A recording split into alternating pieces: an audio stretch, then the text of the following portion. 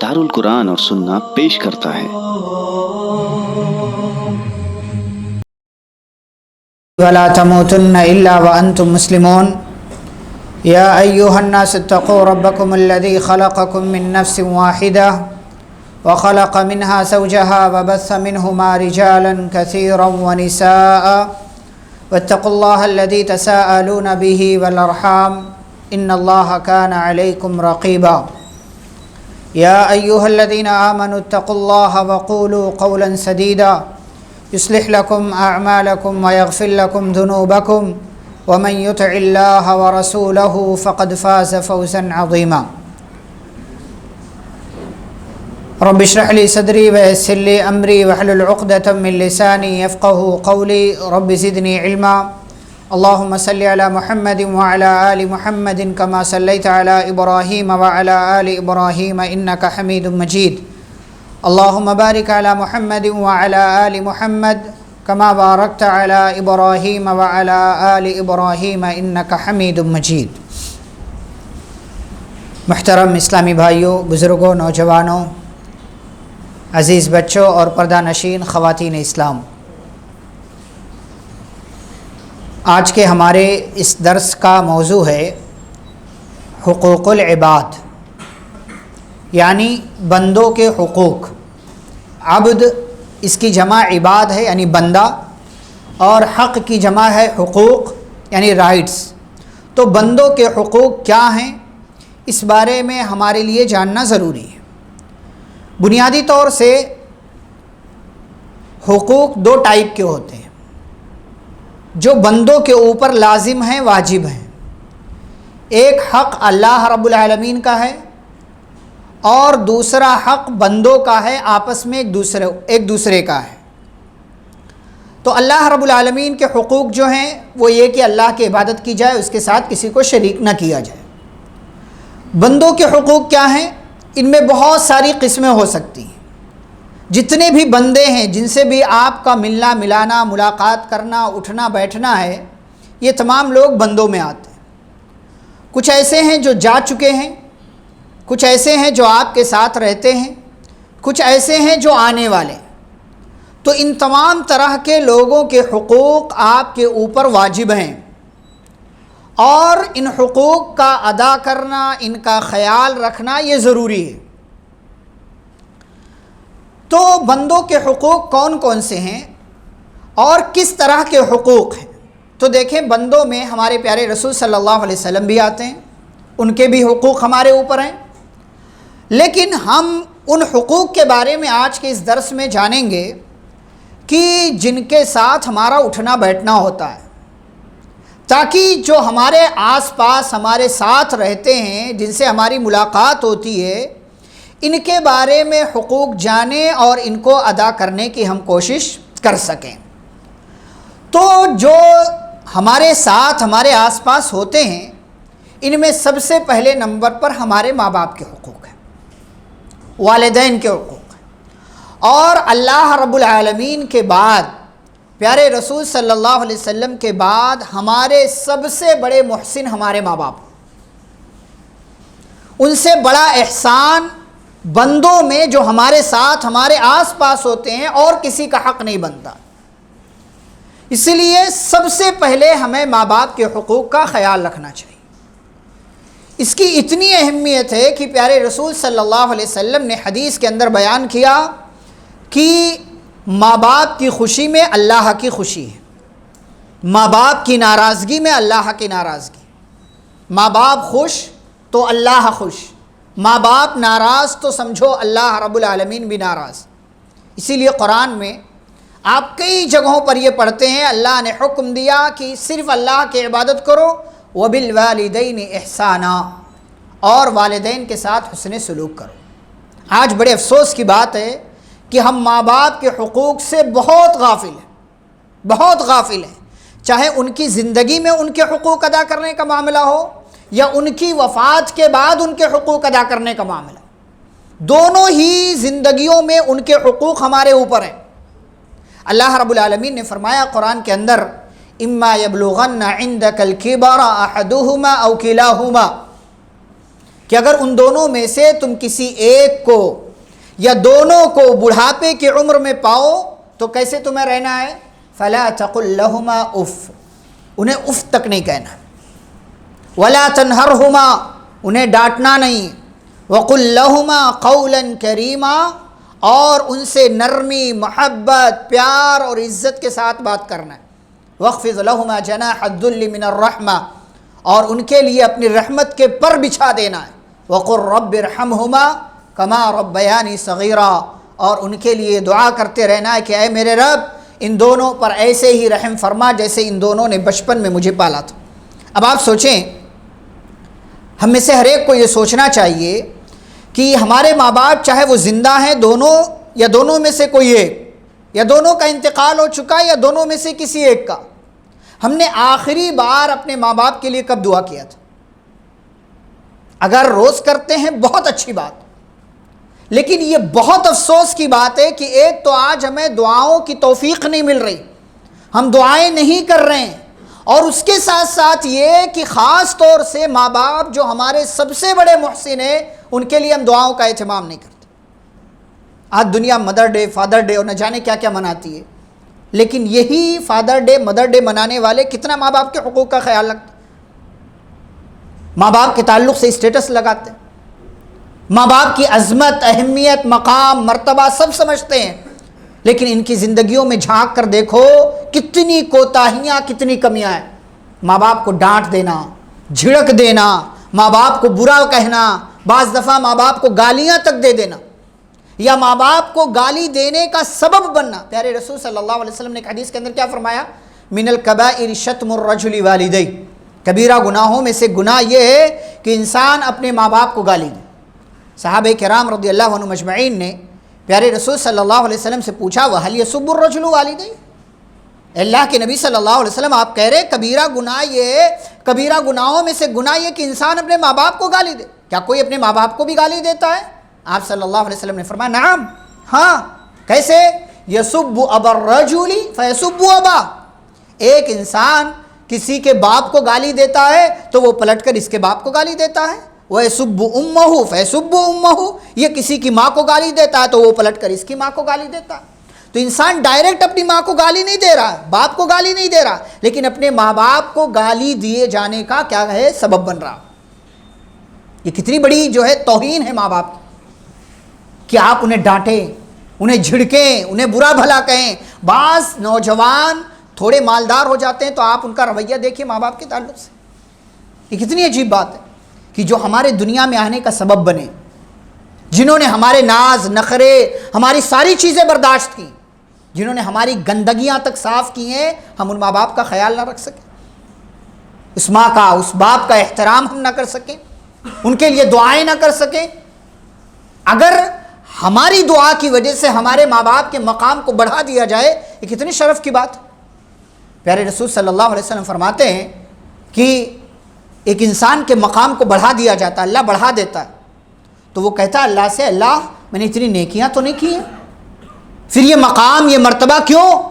تو اللہ کیا کہتا ہے؟ باستغفار ولدک لک، دنیا میں تیری اولاد تیرے لیے استغفار کر رہی، دعائیں کر رہی، تمہارے لیے، تمہارے گناہوں کی معافی کے لیے اللہ سے دعا کر رہی ہے، اس لیے تمہارا مقام بڑھایا جا رہا ہے۔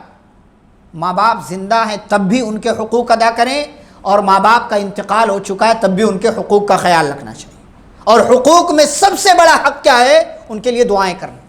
اللہ نے سورہ بنی اسرائیل کی آیتوں میں کئی ایک چیزیں کہیں، اور آخر میں کیا کہا؟ وَقُلْ رَبِّ ارْحَمْهُمَا كَمَا رَبَّيَانِي صَغِيرًا، آپ یہ دعا کرو کہ اے میرے رب ان دونوں پر ایسے ہی رحم فرما جیسے ان دونوں نے بچپن میں مجھے پالا تھا، میری پرورش کی تھی۔ ماں باپ جیسے بھی ہیں، جیسے بھی ہیں، کبھی اپنی اولاد کا برا نہیں چاہتے، کبھی برا نہیں چاہتے۔ پیڑ جب تک ہے، پھل نہیں دے رہا ہے، اس کے درخت سے انسانوں کو سایہ ملتا ہے۔ آپ سوچیں، آپ پوچھیں ان لوگوں سے جن کے ماں باپ کا انتقال ہو چکا، پوچھیں ان سے کس کیفیت سے گزرتے ہیں جب مشکل حالات میں آتے۔ ماں کی دعائیں، باپ کی دعائیں بڑی اہمیت کی حامل ہوتی۔ آج اگر آپ مشکل میں پھنس جائیں نا، ابا کے پاس جائیں، اماں کے پاس جائیں، ان سے دعاؤں کے لیے کہیں۔ بڑے ہو گئے تو کیا ہوا؟ عمر بڑی ہو گئی ہے تو کیا ہوا؟ اب بھی اپنے ماں باپ کے لیے آپ چھوٹے ہیں، اب بھی اپنے ماں باپ کے لیے آپ وہی چھوٹے سے بچے ہیں کہ جو بچپن میں تھے، جو کیفیت تھی۔ اپنی مشکل اپنے ماں باپ کے سامنے رکھیں اور کہیں ابا جان اس مشکل میں ہو دعائیں کر دیجیے۔ پیارے رسول صلی اللہ علیہ وسلم نے حدیث کے اندر کیا فرمایا کہ ایک باپ کی دعا اولاد کے حق میں قبول ہوتی ہے، باپ کی دعا اولاد کے حق میں قبول۔ اس لیے ہمیشہ ہمیشہ والدین جب تک زندہ ہیں، دونوں میں سے کوئی ایک بھی ہے، ان کی دعائیں لیتے رہیے، ان کی خدمت کیجیے۔ یہ کوئی عیب کی بات نہیں ہے۔ آج کا نوجوان یا اس دور میں ہم اتنے زیادہ گئے گزرے ہو چکے ہیں کہ اپنے ماں باپ کی خدمت کرنا بھی ہم جو ہے معیوب کی بات سمجھتے ہیں کہ یہ کیا ماں باپ کے پیر دبانا، یہ کون سی دنیا میں جی رہے ہو، یہ کون سی بات ہوئی؟ نہیں، یہ نہیں کرنا۔ ہمارے پیارے رسول صلی اللہ علیہ وسلم کی تعلیم، نبی کریم صلی اللہ علیہ وسلم نے ہمیں یہ نصیحتیں کی ماں باپ کا خیال رکھنا ہے، یہاں تک کہ ماں باپ اگر مشرک ہو اور وہ زندہ ہے تب بھی ان کے ساتھ اس نے سلوک کرنا۔ وَوَصَّيْنَا الْإِنسَانَ بِوَالِدَيْهِ، ہم نے ماں باپ کے ساتھ اس نے سلوک کرنے کا انسانوں کو حکم دیا ہے، ہم خیال نہیں رکھ رہے۔ یہ بندوں میں سب سے پہلے نمبر پر یہ آتے ہیں وہ لوگ جو زندہ ہیں، جن کے ساتھ ہمارا اٹھنا بیٹھنا ہے، یہ پہلے نمبر پر ہے۔ اگر ایک بچہ، ایک لڑکا، ایک لڑکی اگر اپنے ماں باپ کے حقوق نہیں ادا کر رہا یا کر رہی ہے، وہ دنیا میں کسی اور کا حق ادا نہیں کر سکتی۔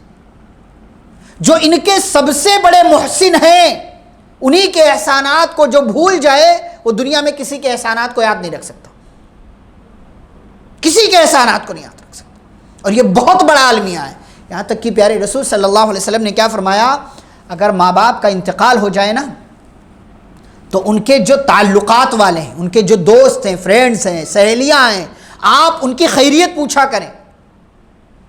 ابا کا کوئی دوست ہے، اس کی خیریت پوچھیں، یہ بھی ماں باپ کے حقوق میں سے ایک حق۔ اور ہمارے ماں باپ انتقال کے بعد ہماری دعاؤں کے اور زیادہ مستحق بن جاتے ہیں، یہ ان کا حق، یہ ہمیں سمجھنا ہے۔ ہم نہیں سمجھ رہے اس کو، ہم اس کو بہت ہلکا لیتے ہیں، بہت ہلکا لیتے ہیں۔ اللہ نے قرآن میں اپنی عبادت کا حکم دینے اور شرک سے دور رہنے کا حکم دینے کے بعد قرآن میں جگہ جگہ کا وَبِالْوَالِدَيْنِ إِحْسَانًا، ہم نے انسان کو حکم دیا کہ والدین کے ساتھ اس نے سلوک، اپنے ماں باپ کے حقوق کا خیال رکھے، ماں باپ جیسے بھی ہیں۔ آج کا نوجوان بڑی جو ہے بدتمیزی کے ساتھ کہتا ہے، میرا باپ اس چیز سے روکتا ہے، میرا باپ مجھے یہ کرتا ہے، میرا باپ یہ پابندیاں لگاتا ہے۔ بھلے کے لیے کرتا ہے، بھلے کے لیے۔ ماں باپ مارے بھی نا تب بھی یہ آپ کے ہمارے بھلے کے لیے کرتے ہیں، ہمارے مستقبل کو سنوارنے کے لیے۔ ماں باپ کبھی برا نہیں چاہتے، ہو سکتا ہے ان کے بعض فیصلے سے آپ کی زندگی میں وقتی طور سے مشکل آ جائے، لیکن واللہ ان کے دل میں کبھی اپنی اولاد کے لیے کچھ برا نہیں ہوتا ہے۔ ایکسیپشن ہے، بعض دفعہ ایسے ماں باپ بھی ہوتے ہیں جو ظالم ہوتے ہیں، ایکسیپشن ہے، لیکن ہمیں اپنے ماں باپ کے حقوق کا خیال رکھنا چاہیے اور اپنے ماں باپ کے رائٹس کو ادا کرنا چاہیے، ورنہ اللہ رب العالمین خصوصی طور سے اس تعلق سے سوال کرنے والا۔ نمبر 2، بھائی بہن کے حقوق۔ بندوں میں جن کے ہم ایک ایک کر کے لے کر کے چل رہے ہیں، بندوں میں ماں باپ کے بعد ہمارے اپنے جو خاص ہوتے ہیں ان میں بھائی اور بہن ہوتے ہیں۔ آج دیکھیں بھائی بھائی سے ناراض ہے، بات کیا ہے؟ کوئی چھوٹی سی بات، کوئی چھوٹی سی بات، بھائی بہن کو اپنے گھر آنے نہیں دے رہا، وجہ کیا ہے؟ اس لیے کہ بھائی کی بیوی کو پسند نہیں ہے کہ بہن گھر پہ آئے۔ آپ بیوی کی وجہ، ٹھیک ہے اس کے بھی حقوق ہیں، لیکن اس کی وجہ سے آپ اپنی اس رشتے سے ہاتھ دھو رہے ہیں، جدائی پیدا کر رہے ہیں جو آپ کا اپنا خون ہے، آپ کا اپنا خون ہے، وہ بہن ہے، اس کے حقوق بھی ہیں آپ کے اوپر۔ موسیٰ علیہ السلام کو دیکھیے، ان کی بہن کیسی ہے۔ جابر رضی اللہ تعالیٰ عنہ کو دیکھیے، بہنوں کے حقوق ادا کرنے کے لیے ایک ایسی عورت سے شادی کر لی، خود کنوارے ہیں لیکن ایسی عورت سے شادی کر رہے ہیں جو پہلے سے جو ہے شادی شدہ تھی، اس کا طلاق ہو چکا تھا، بیوہ ہو چکی تھی۔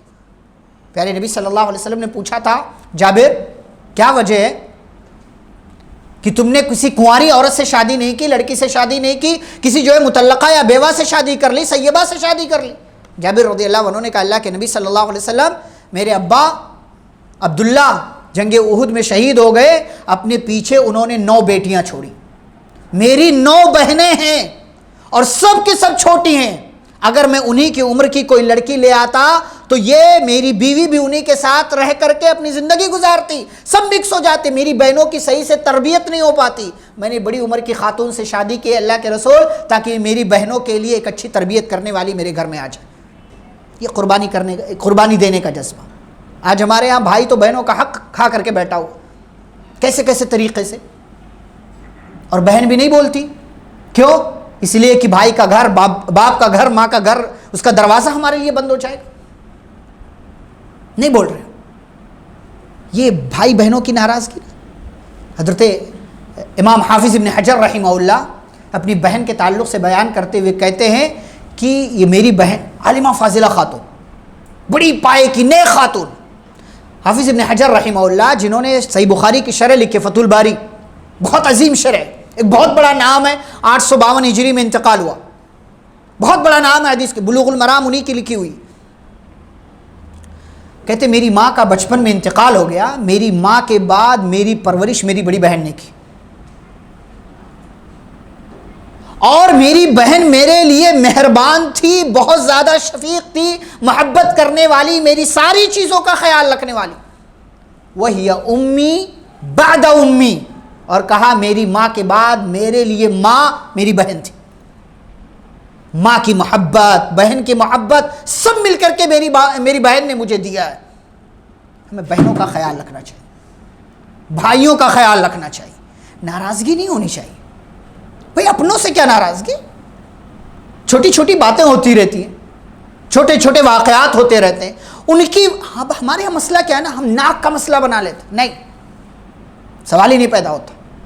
کوئی بیچ میں کام بنانے کے لیے، مسئلہ سلجھانے کے لیے آئے تو اس کو بھی ڈانٹتے، جاؤ اپنا دیکھو، ہم اپنا معاملہ سلجھا لیں گے، تمہارا کیا کام، تمہیں بیچ میں پڑنے کی ضرورت نہیں ہے. غلط بات. بھائی بہن ہمارا اپنا خون، ہمارا اپنا رشتہ، ہمارا اپنا تعلق، ان کے حقوق بھی خیال رکھنا، ان کے حقوق ادا کرنا اور ان کے حقوق کا خیال رکھنا ہمارے لیے بہت ضروری ہے. اس لیے کہ ماں باپ کے بعد ہمارے لیے ہمارے وہ بھائی، ہماری وہ بہن جو ہمارا اپنا ہی خون ہے، ہمارے ماں باپ کی ہمیں یاد دلاتے. اگر انہی سے ہم نے اپنا دامن جھاڑ لیا تو گویا کہ ہم نے اپنے خاندان سے اپنا تعلق توڑ لیا ہے. وَمَا أَرْسَلْنَاكَ إِلَّا رَحْمَةً لِلْعَالَمِينَ